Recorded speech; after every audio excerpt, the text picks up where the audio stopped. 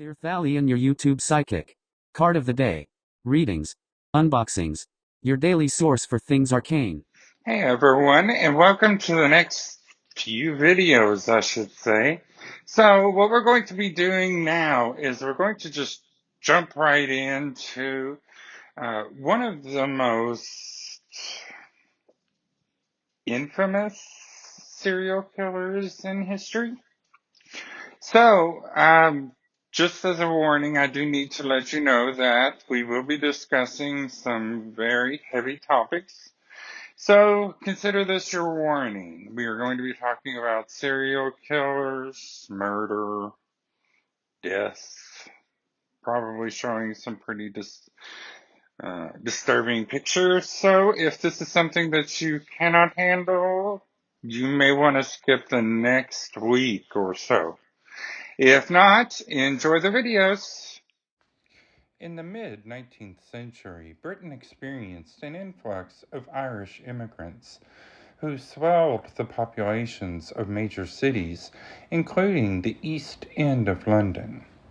From 1882, Jewish refugees fleeing pogroms in Tsarist Russia and other areas of Eastern Europe immigrated into the same area. The parish of Whitechapel in London's East End became increasingly overcrowded, with the population increasing to approximately 80,000 inhabitants by 1888. Work and housing conditions worsened, and a significant economic underclass developed. 55% of children born in the East End died before they were 5 years old. Robbery, violence, and alcohol dependency were commonplace, and the endemic poverty drove many women to prostitution to survive on a daily basis. The immigrants were all seen as dirty, disgusting, and unwanted. So the population was unable to get jobs or support themselves and or their families by normal means. So at this time, prostitution was very prevalent, and the area was surrounded by what could be perceived as the seedy environment. Because when you are treated as low-class citizens, you eventually start behaving as such. Victorian England was basically an area run by class. So the upper class would basically, even the police were basically afraid of the upper class. They pretty much ran everything.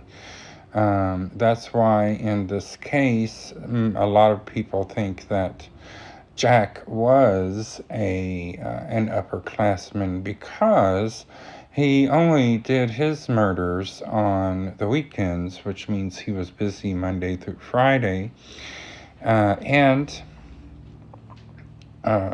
someone of an upper class status would not arouse the suspicion of police because most likely he would have a trench coat or something that he could use to cover himself after his brutal murders.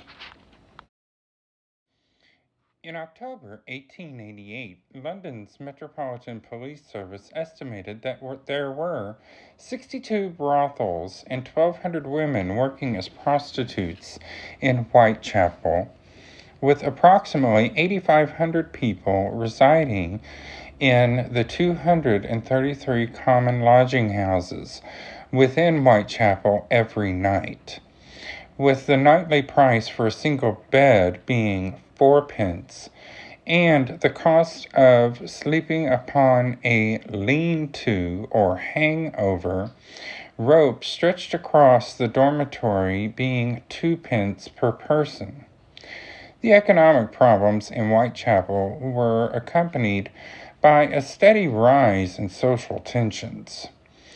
Between 1886 and 1889, frequent demonstrations led to police intervention and public unrest, such as Bloody Sunday in 1887. At this time also, London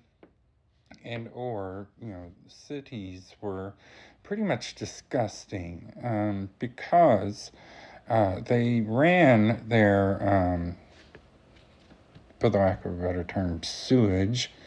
They would carry it outside of their homes if they had, because there was basically very little to any indoor toilets and such.